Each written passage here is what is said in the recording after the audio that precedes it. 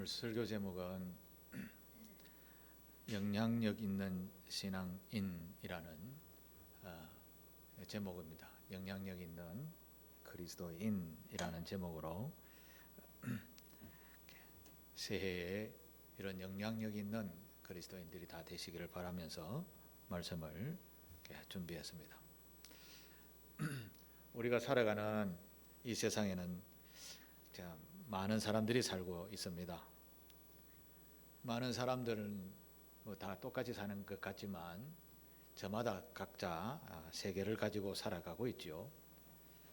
저와 여러분도 아마 비슷한 것 같지만 조금씩 다른 환경에서 살아갑니다. 우리가 이렇게 다른 사람들과 어울려 살아가다 보니 남들과 비교라는 비교의식이 생기게 됩니다. 그러다 보니까 이 나라는 존재 가치가 남들과 자연히 비교가 되어 보니 대체적으로 보면 상대적으로 자기가 너무 부족한 것이 아닌가, 미약한 것이 아닌가 이런 의식을 가지게 되는 것입니다. 그런데 성경은 우리에게 이렇게 가르쳐 줍니다. 우리가 얼마나 한 사람 한 사람이 존귀한 자인가를 말씀합니다. 대표적으로 마가복음 8장 36절에 보면 사람이 만일 온 천하를 얻고도 자기 목숨을 잃으면 무엇이 유익하리요? 라는 말씀이 있습니다. 온 천하를 얻고도 자기 목숨을 잃으면 아무 소용이 없다라는 것이죠. 그만큼 천하보다 귀한 것이 생명이요 우리의 목숨이라는 것입니다. 그런데 우리는 이런 소중한 생명을 가졌으면서도 비교의식 때문에 자존감이 낮아질 때가 참 많이 있습니다.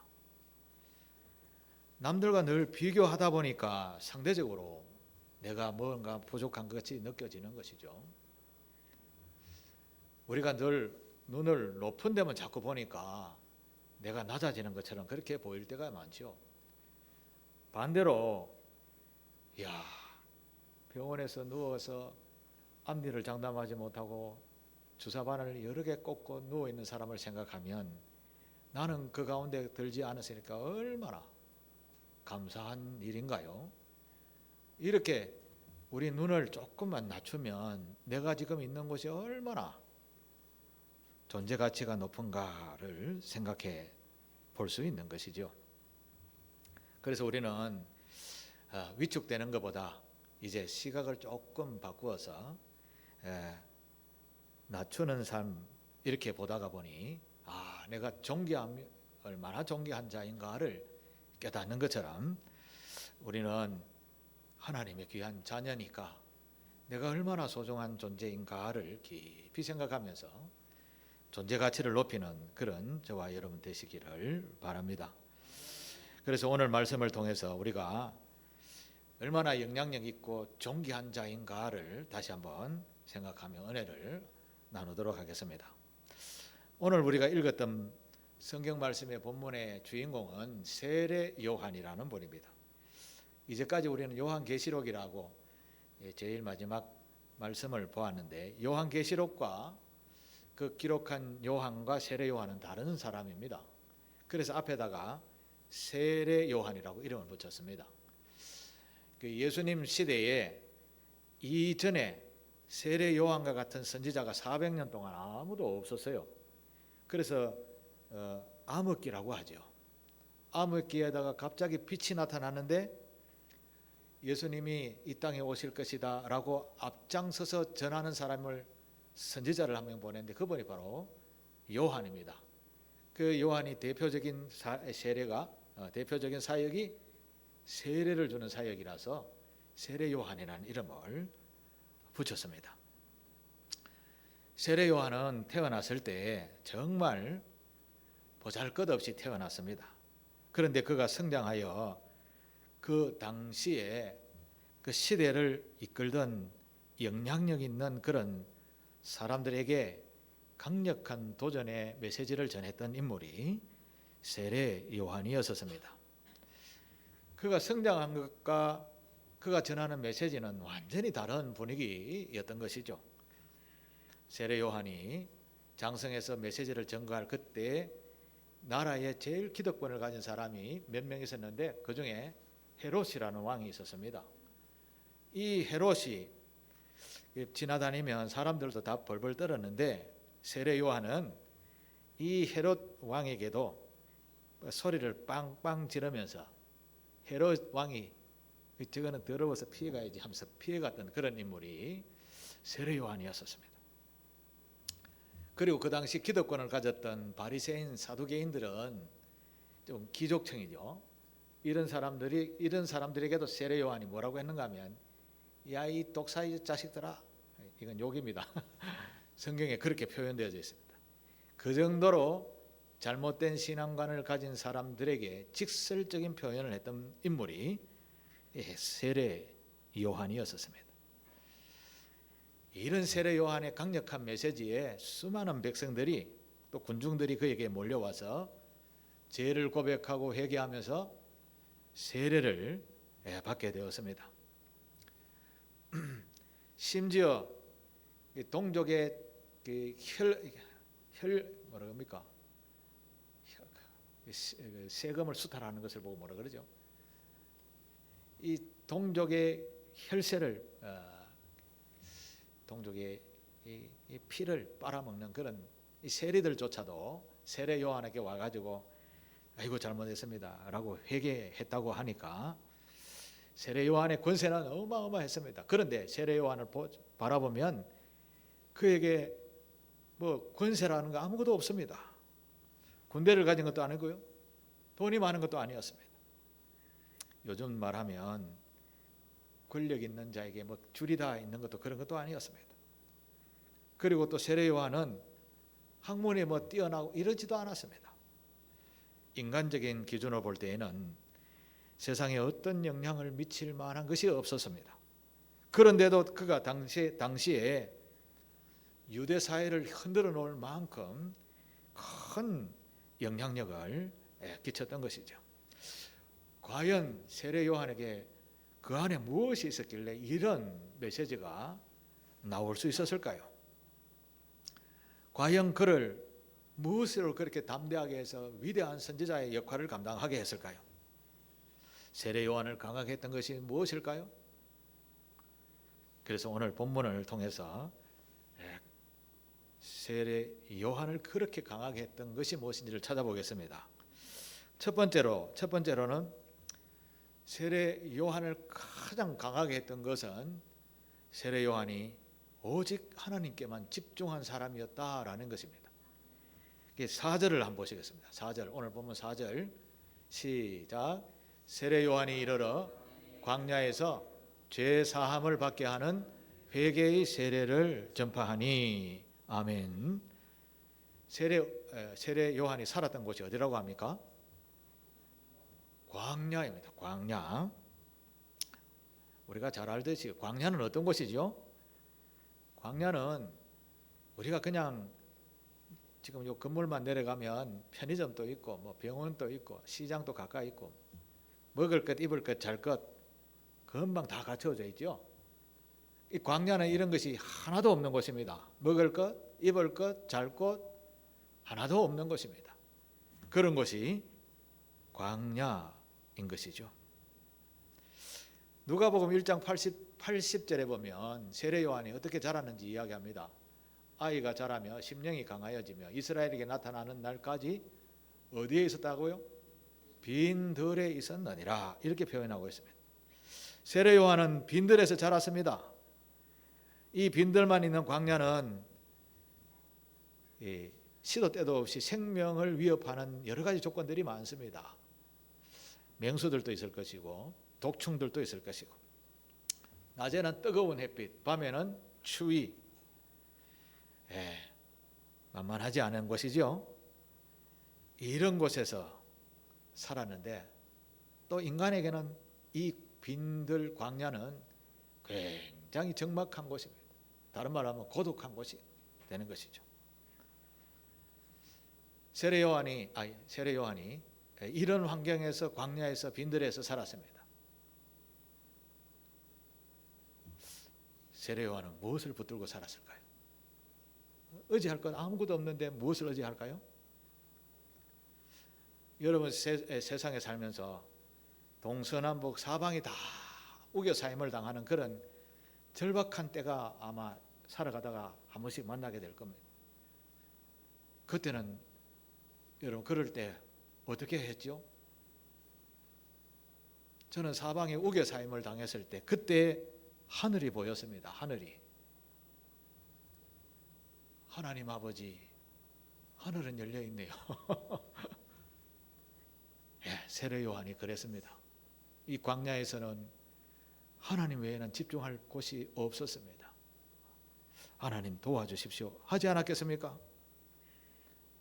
엘리야가 아합 그리고 이세벨 그 왕비의 눈을 피해서 멀리 도망가서 시내산까지 도망을 하는데 그 시내산 가다가 그릿 시내가에서 내가 그만 도망가고 여기서 묵고 죽을랍니다 했더니 하나님께서 무엇을 보내주신지 아십니까?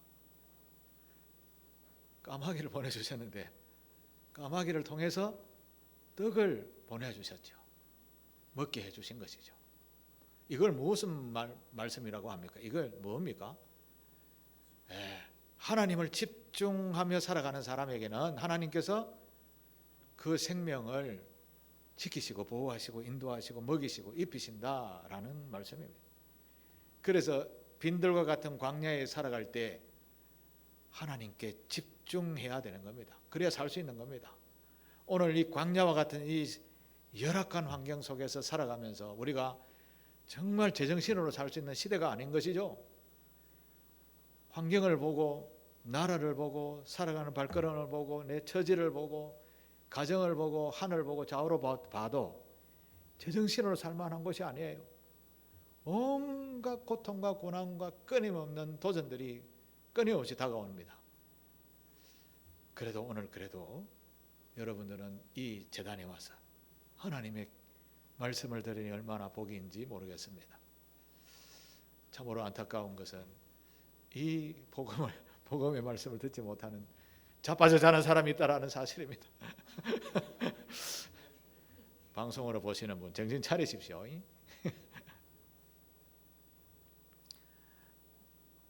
우리가 쉽게 살아가는 것은 아니죠. 힘들게 살아갑니다. 세례 요한처럼 이런 빈들에 있을 때 하나님을 집중하십시오. 능력 주시는 자 안에서 우리는 모든 것을 할 수 있습니다. 이런 믿음이 빈들에서 하나님을 향한 강한 영성이 세워질 때에 하나님의 도우심이 있게 되는 것입니다. 열악한 환경 속에 한탄하면 더 한탄밖에 나올 게 없습니다.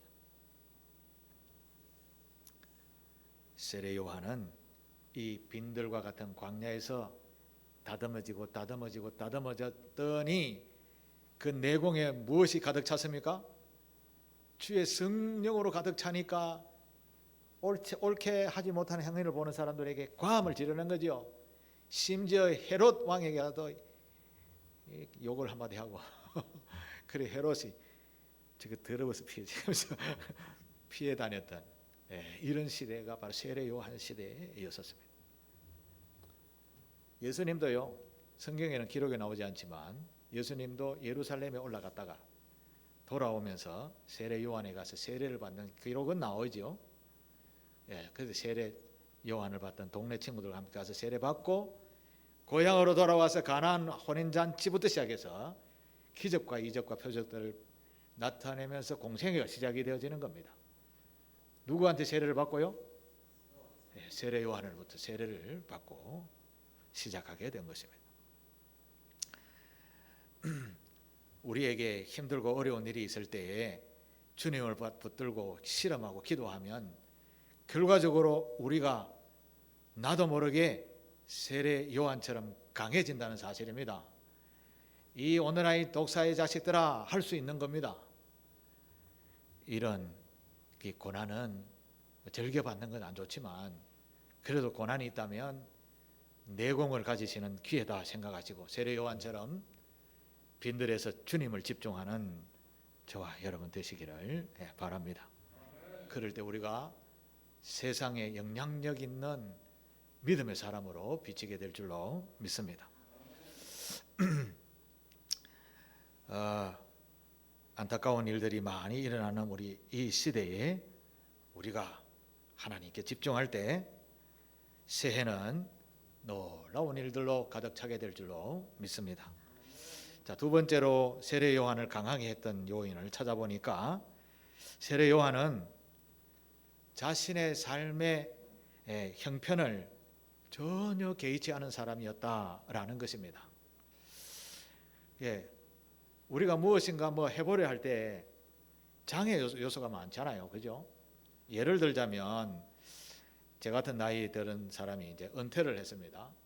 퇴직금을 좀 받았습니다. 이것 가지고 평생을 살 수는 없고 좀 더 벌어야 되는데 하면서 장사 같은 것을 쉽게 시작합니다. 그런데 대부분 보면 확률적으로 10개가 가게 문을 열면 대체로 한 7개는 손해보고 문을 닫는다 하더라고요. 그런데 그게 나일 줄은 생각도 안 하고 하죠. 그런데 이제 조금 지혜 있다라는 사람은 나도 해야지라고 하다가 머뭇하게 됩니다. 왜 그럴까요?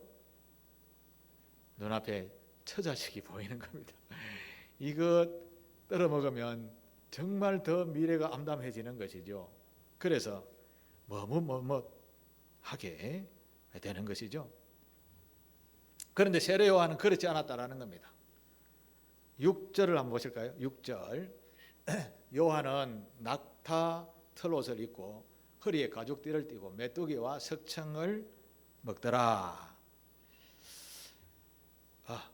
세례 요한이 평상시에 어떻게 살았는가에 대한 이야기이죠. 사실 이 세례 요한의 족보를 이렇게 살펴보게 되면 그 당시 제사장 가문의 자녀입니다. 그 제사장 아들쯤 되면 재물 좀 있을 것이고 명예 좀 있을 것이고 좀 출세해 보려면 배경이 되니까 다 이용할 수 있을 것이죠. 그런데 이 세례 요한에게는 먹고 마시는 것보다 자기 앞에 무엇이 더 중요했는가 하면 하나님의 나라를 전하는 것이 그에게 더 우선이었었습니다. 그래서 자신의 삶에 먹고 마시는 의식주보다 하나님의 나라를 세우는 일이 더 급한 것이었죠. 우리는 대부분은 내가 뭘 하고 난 뒤에 뭘 하고 내가 쓰고 난 뒤에 남는 걸 드리고 이런 자세가 보통 일반적인 자세인 것이죠. 그런데 세례 요한은 반대로 하나님께 집중하기 위해서 자기가 가지고 있던 무슨 제사장의 아들이고 기득권이고 좀 빼기고 이런 거 다 샥 필요 없다 하고 자신은 그냥 생식기만 가리고 일용할 양심만 있으면 된다 하고 오직 주님의 말씀만을 전하는 메신저 역할을 제일 우선순위로 했던 것이죠. 이게 이제 다른 말로 하면 완전한 자기 부인의 삶을 살았던 인물이 세례 요한이었던 것이죠. 그러니까 내가 이거 해야 되는데 저거 해야 되는데 또 내가 너무 가난한데 내가 부자였는데 빽인데 없는지 전혀 개의치 않았다라는 겁니다. 신앙인은 그 근본 자세가 주님을 우선순위에 두는 것이죠. 주님을 우선순위에 둔다면 지금 집에 가서 밥을 해야 되는데 돈을 어디에 놨더라? 내일 도시락 뭐 사가지? 이런 생각은 그냥 그때 가서 하는 겁니다. 지금은 뭘 해요? 주님께 예배를 집중하는 것이죠. 2024년을 갔습니다. 2025년을 맞이했는데 주님이 나에게 이 한 해 동안 무엇을 시킬까? 기대감을 가지고 살아가는 마음으로 주의 전에 올라 예배를 드린 것이죠. 이걸 우선하는 사람이 돼야 되는데 잠 온다. 아이고 허리 아파라 다리 아파라 오늘 피곤하네. 이러면서 누워가지고 광고나 보고 말이야. 지금까지 잠 안 자요? 이게 안 오신 분들.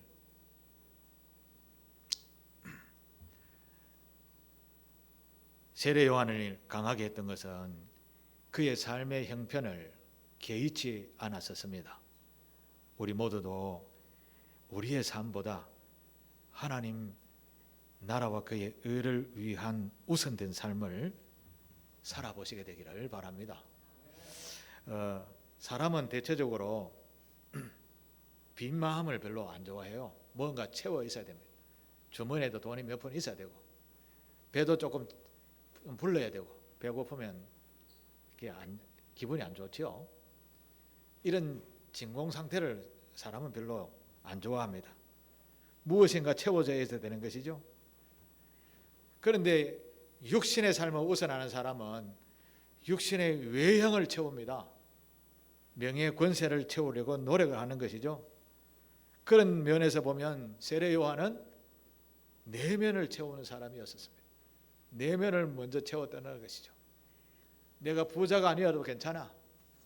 내가 내일 먹을 양식이 없어도 괜찮아. 자기의 삶에 연연하지 않았다는 것이죠. 내가 기득권을 가진 부자가 아니라도 괜찮아. 내가 회사에서 좀 높은 사람이 아니어도 괜찮아. 연봉이 좀 적어도 괜찮아. 이렇게 생각했다라는 것이죠. 성도는 이런 자세가 되어야 하는 겁니다. 마태복음 6장 33절 유명한 말씀이 있죠. 같이 읽습니다. 그런즉 너희는 먼저 그의 나라와 그의 의를 구하라. 그리하면 이 모든 것을 너희에게 더하시리라. 아멘. 하나님의 나라를 기쁘시게 하면 내가 지금 명예와 권세와 이런 것을 추구하려고 열심히 노력하지만 그런 거 안 해도 하나님의 나라와 그의 뜻을 위하여 열심을 향해 나아가게 되면 이거 나중에 너한테 다 따라와 라는 말씀인 것이죠. 우리는 이런 것이 있어야 주님의 나라 일을 한다라고 할 수 있는데 주님은 그런 것이 아니죠. 역설적인 방법을 말씀하시죠. 세례 요한은 자신의 현실의 좀 불편함을 능히 감수했습니다. 성숙한 신앙인들은 바로 이런 불편함도 감수하고 주님의 영광을 위해서라면 무엇인가 자기에게 맡겨준 일을 감당해 나갈 때 모든 것을 더하여 주실 줄 믿습니다. 이 세례 요한을 강하게 한 것은 바로 이런 것이었습니다. 역설적인 주님의 방법을 세례 요한은 알고 주님의 영광을 위하여 살았더니 그에게는 강력한 메시지가 나오는 그런 인물이었던 것이죠. 하나님을 우선하는 한 해가 되시기를 축복합니다. 그리고 세 번째로 요한이 아주 강한 사람으로 인정받게 된 것은 세례 요한에게 찾아볼 수 있는 것은 겸손의 모습이었습니다. 이걸 다른 말로 하면 경건의 모습이었기도 합니다. 7절, 8절을 우리 같이 읽어보겠습니다. 시작. 그가 전파하여 이르되 나보다 능력이 많으시니가 내 뒤에 오시나니 나는 굽혀 그의 신발끈을 풀기도 감당하지 못하겠노라. 나는 너희에게 물로 세례를 베풀었거니와 그는 너희에게 성령으로 세례를 베푸시리라. 아멘. 여러분 이 말씀을 읽으면 세례 요한은 인품이 어떤 인품을 가진 자인가를 대충 가늠해 볼 수 있죠. 사람은 본능적으로 자신을 우선합니다. 본능적으로 자신을 높이기를 원합니다. 본능적으로 내가 있어야 되는 것을 선행을 해놔놓고 본능적으로 나의 이름이 불리기를 원합니다. 이게 본능적이죠. 그런데 세례 요한은 본능적으로 나는 예수님의 신발끈을 묶고 풀기도 못할 만한 그것도 감당하지 못하는 존재다. 자신을 낮춘 것이죠. 백성들에게는 당시에 세례 요한만한 영성을 가진 사람이 없었습니다. 그럼에도 세례 요한은 요즘 말하면 교주가 될 만한 충분한 자격 요건이 있죠. 나를 따르라 하면 전부 다 왕 따르는데, 근데 세례 요한은 내 뒤에 오시는 분이 진짜다. 그분이 예수라는 분인데 나는 그분의 신발끈도 못 푼다. 그렇게 자신을 낮추고 자신의 인기를 상쇄시킵니다. 세례 요한의 절대적인 관심은 바로 자기 안에 주님이셨습니다. 내가 주인이 아니라 내 안에 그리스도가 주인 되는 삶. 그러니까 그 세례 요한의 제자였던 베드로의 형제 안드레도 세례 요한의 제자였어요, 원래는. 그래서 세례 요한이 야, 이제 내 따르지 말고 예수님 따라가라. 이렇게 예수님의 제자가 된 분입니다. 베드로와 안드레, 야고보, 요한, 빌립과 바들로메, 도마와 마테 12명의 제자들 다 그렇게 예수님을 따르게 된 것입니다.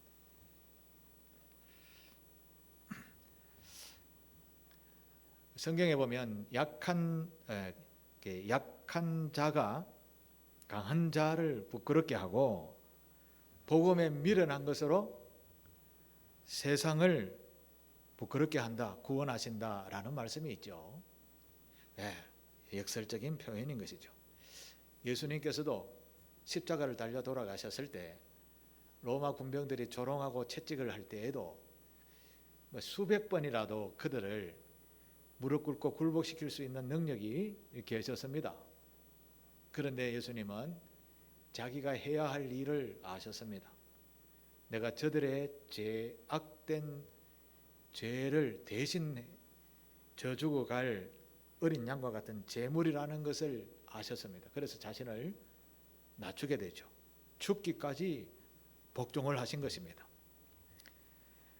우리를 위하여 자신을 온전히 희생한 것이죠. 그 연약하게 보이는 십자가 사랑이 지금 어떻습니까? 온 세상을 움직이는 교회가 된 것이죠. 사실은 겸손한 자가 지혜롭고 권세 있는 자들을 부끄럽게 하는 것입니다. 그래서 겸손한 자들이 알게 모르게 세상을 바꾸어 가는 것입니다. 겸손은 어떻게 가질 수 있죠? 겸손은 어떻게 가집니까? 내 안에 주인이 바뀌면 겸손해집니다. 내 안에 주인이 곧 절대적인 주님이 나 안에 주인이 되면 겸손해집니다. 한번 해볼래? 이게 아니고 이제는 그래요 이렇게 됩니다. 우리 일상생활 속에서 내가 이렇게 쑥 올라오는 일들이 얼마나 많습니까? 그죠? 남편이 한번 이야기하면 여기까지 올라왔다가 이런 일 많죠. 그럴 때 이제 내가 주인이 아니지, 번쩍 머리에 내가 주인이 아니지, 느헤미야처럼 돌아서서 주님 이럴 때는 이렇게 하는군요. 겸손해지는 겁니다. 내가 주인이면 바로 한 방 날아갑니다. 저와 여러분 오늘 지금까지는 어땠습니까? 오늘 저녁까지는 어땠습니까? 내가 주인이었습니까? 2025년 22분 됐습니다. 올 한 해 주인은 여러분이 아니라 우리 주님이 되셔야 될 줄로 믿습니다. 겸손하고 낮추면 비굴해지는 것 같죠? 비굴해지는 것이 아니라 상대방의 마음을 더 비굴하게 만드는 것이 겸손의 미덕입니다. 그들을 내가 마음으로 정죄를 하지만 표현하지 않고 그래요 내가 잘못했습니다 라고 나를 낮추면 그들이 오히려 부끄럽다니까요. 근데 세상 사람들은 이거 이제 내보다 아무 힘도 없으면서 이러지만 돌아서서는 이제 집에 가서는 씁쓸하게 되는 겁니다. 나중에 그보다 훨씬 높은 위치에 우리를 높여주는 것이 겸손의 모습인 겁니다. 다른 말로 경건한 사람의 모습인 것입니다. 세례 요한은 낙타 가지고 가죽옷을 입고 또 뭘 잡아먹었다 했죠? 메뚜기도 먹고 석청, 꿀도 먹고 그렇게 살았습니다. 뭐 호텔에서 매일매일 쓸고 그런 사람을 비교하면 아무것도 아니겠지만, 그러나 그런 삶에 전혀 내색하지 않고 하나님께 집중하며 자신을 낮추는 삶을 살았더니 세례 요한인 이 오늘 우리에게까지 높임을 받는 인물이 된 것입니다. 우리도 마찬가지입니다. 우리 안에 예수로 충만하지 아니하면 교만함이 올라오게 됩니다. 겸손함이 없는 것이죠. 우리가 대체로 보면 내 배가 불러야 남들이 보입니다. 배가 고플 때는 옆에 누가 먹는지도 모르는지. 우리 아까 조금 늦게 저녁을 먹었는데 배가 고팠죠? 배가 고팠는데 정신없이 먹었습니다. 배가 너무 부른데. 네. 배부르면 그제서야 이웃이 보이게 되는 겁니다. 우리 안에 주 예수 그리스도로 충만하게 되면 사랑이 나가게 됩니다. 어려운 이웃이 보이게 되는 겁니다. 여러분, 그런 마음을 갖고 싶지 않습니까? 내 안에 예수로 충만하게 되면 몸은 마음은 겸손해지고 겉으로는 외형으로는 사랑이 나가게 되는 겁니다. 이게 세례 요한의 모습이었던 것이죠. 여러분, 조만식 선생 아세요? 많이 들어보셨죠? 조만식 선생 우리나라의 대표적인 학자, 국문학자이기도 하고 존경받는 믿음의 선배이기도 합니다. 원래 이 장로님이신데요. 주기철 목사님도 아시죠? 주기철 목사님이 전도사 시절 때에 그 교회의 장로님이 조만식 장로님이었습니다. 주기철 목사님이 전도사 시절 때에 그날 주기철 목사님이 예배에 설교할 때였었습니다. 조만식 장로님도 아주 신앙이 깊으신 분인데 그날따라 조만식 선생님을 찾아온 손님들하고 이야기하다가 예배 시간이 시작된 줄을 깜빡하고 깜짝 놀라서 쫓아 예배에 오게 된 것이죠. 예배에 들어오니까 주기철 전도사님이 설교하고 계셨습니다. 근데 주기철 전도사님 또 좀 한가닥 하시는 분이죠. 장로님이 이 예배의 모범이 되어야 할, 교회의 성도들의 모범이 되어야 할 장로님이 예배에 늦게 왔다. 설교하다가 장로님 그 뒤에 서서 예배 드리십시오. 여러분 같으시면 어떻게 반응했을까요?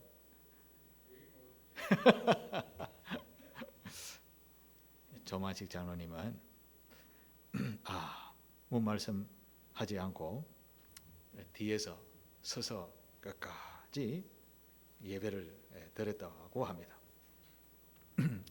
설교를 마치고 나서 주기철 전도사님이 장로님 기도 한번 하이소 이렇게 또 막 푹 찔렀다고 합니다. 그때 이제 장로님이 기도했습니다. 이건 기록에 있는 겁니다. 제가 불러드릴게요. 하나님, 나의 죄를 용서하여 주옵소서. 거룩한 주일날 하나님 만나는 것보다 사람 만나는 것을 더 중요시한 죄를 용서해 주시옵소서. 이렇게 기도했으니까 성도들이 감동을 받았을까요? 안 받았을까요? 이야, 과연 장로님이시다. 그렇게 속으로 생각했겠죠? 그러고 나서 장로님이 한마디 더 기도하기를, 하나님, 주의 종의 마음을 상하게 함을 용서하여 주시옵소서. 그렇게 기도하고 아멘 마쳤더니 교인들이 다 울었다고 그래요. 이 신앙은 저래야 돼.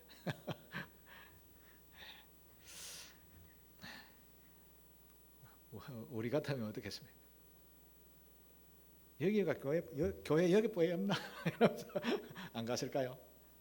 상상을 해보게 됩니다.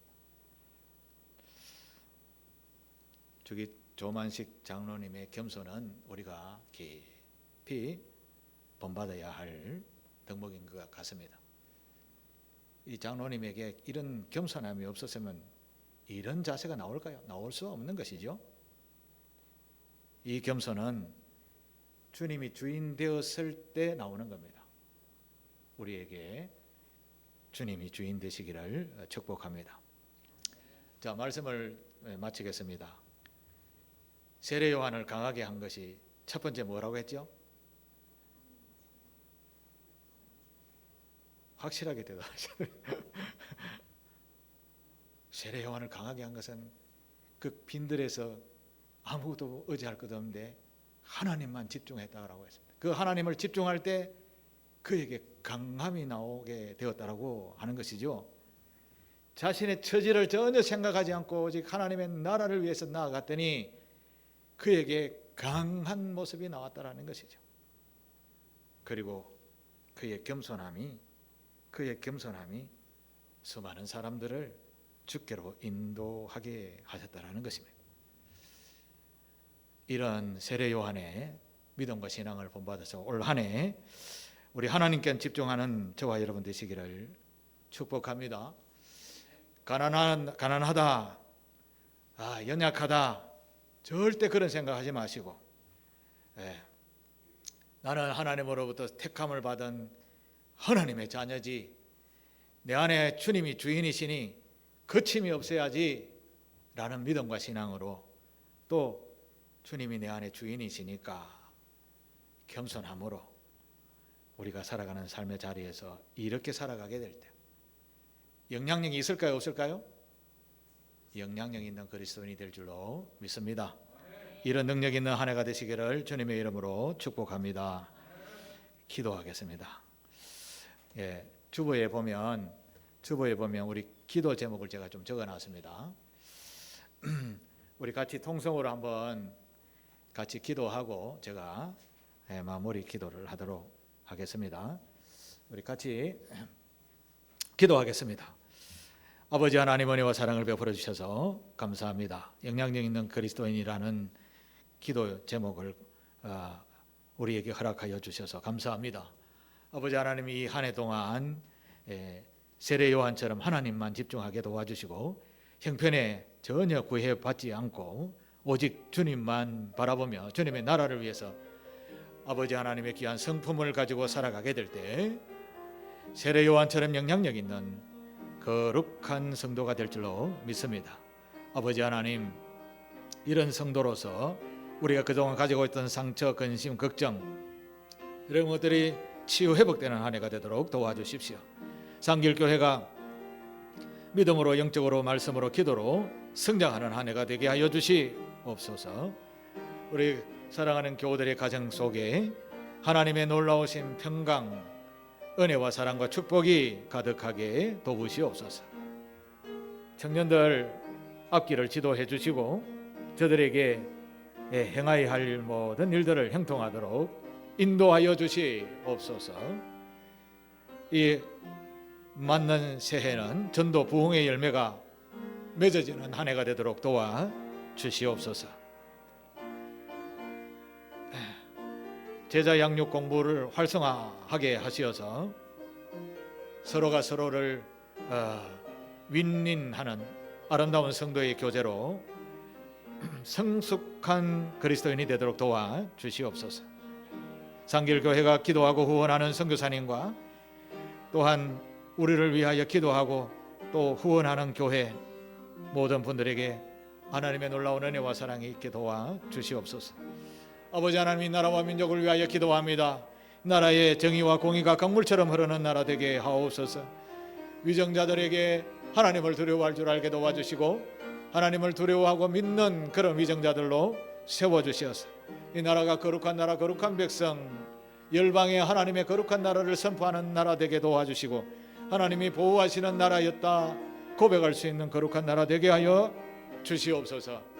온 세상에 전쟁의 소문이 그치게 도와주시고 수많은 영혼들에게 아버지 하나님 치유와 회복의 역사가 있게 도와주시고 무너진 곳에 다시 새살이 돌아나도록 은혜 내리워 주시옵소서. 주님의 크신 은혜와 사랑이 나라와 민족 속에 있기를 간절히 소망하오며 우리 주님 예수 그리스도의 이름으로 기도 올리옵나이다. 아멘. 사랑의 하나님 아버지, 저희 상길교회 장로님 두 분과 두 분의 가정을 축복하며 기도합니다. 아버지 하나님, 장로님 가정 위에 하나님의 놀라우신 은혜와 사랑과 능력으로 장종에 붙들어 주시어서 고통과 고난이 사라지고 희락과 평강이 넘치는 한 해가 되도록 축복해 주시옵소서. 장로님에게 건강함을 허락하여 주셔서 교회의 기둥으로 쓰임받게 부족함이 없도록 은혜 내리워 주시옵소서. 권사님 한 분 한 분 한 분들을 기억하여 주시고 이름 모르게 헌신 충성 봉사하는 우리 권사님들의 손길들을 통하여서 교회가 건강하게 아름답게 성장해 나가도록 인도하여 주시고 권사님들의 가족, 자녀 또한 삶의 모든 부분을 지켜시고 인도해 주시옵소서. 하나님께만 집중하는 권사님들 되게 도와 주옵소서. 또한 우리 집사님들 한 분 한 분들, 특히 이 예배에 참여한 집사님 한 분 한 분, 가정 또한 자녀들, 가족들, 우리 아버지 하나님 은혜를 베풀어 주시옵소서. 저들의 가정에 예수 그리스도를 믿는 은혜와 사랑이 축복이 넘치게 하여 주시고 아픈 분들 치유 회복해 도와주시고 근심에 있는 근심들이 떠나가는 역사가 일어나게 주여 도와 주옵소서. 사랑하는 자녀들에게 예수 그리스도를 믿는, 예수 그리스도를 영접하고 놀라운 축복의 은혜를 누리는 가정 되게 도와 주옵소서. 청년들에게 악기를 지도하여 주시고 귀한 배표를 주시고 살아가는 삶의 모든 부분을 형통한 길로 인도하여 주시고 장차 교회를 짊어지고 갈 큰 기둥들로 세워 주시옵소서. 사랑의 하나님 아버지, 부족한 종의 가정에도 은혜를 베풀어 주시옵고 맡겨진 소명을 감당하기에 부족함이 없도록 도와 주옵소서. 연로하신 아버지들에게 평강의 평강을, 건강의 건강을 더하여 주시옵소서. 믿음이 좀 부족한 우리 교우들 또한 있습니다. 아버지 하나님, 아뢰고 기도할 때마다 주여 은혜를 베풀어 주셔서 하나님을 하나님 되게 알게 도와주시고 하나님을 집중하므로 놀라운 은혜를 누리는 우리 성도들 다 되게 하옵소서. 예수 그리스도의 이름으로 축복하며 기도하옵나이다. 아멘.